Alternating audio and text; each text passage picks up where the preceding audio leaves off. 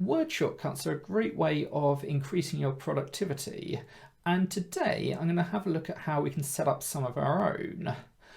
I've got this here and I need to format it by putting the styles onto it.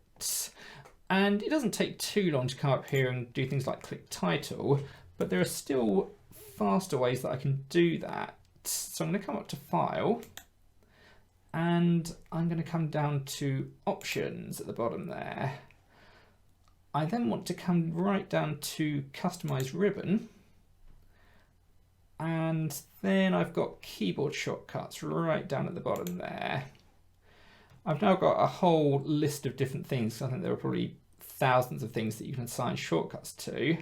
In this case, I'm going right down the bottom here and I've got styles, which then gives me a list of every style that either I've set up or is built in anyway. The first one I want to look at is title. I think I might have already set this one up. So yeah, if I press Control, Shift and K, then I will get the line that I'm on to turn into title style. I'm going to set one up now for chapter title. So I click there, come down to press new shortcut, and I'm going to go Control Shift C T. And it's really important to click Assign then, because if you forget, it won't put it in. While I'm here, I'll set up normal as well. And I'm going to go Control Shift N for that one. Obviously, these can be whatever you want. So now that I've got that set up, instead of coming up here, I'm going to go Control Shift K, and sure enough, it's put it into title.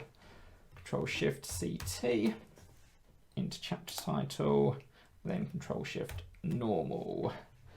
And that has saved me a few seconds, which isn't much for something this short.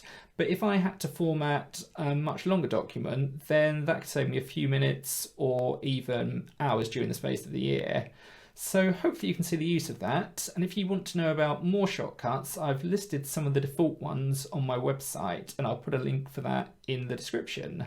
So thanks very much for watching and happy writing.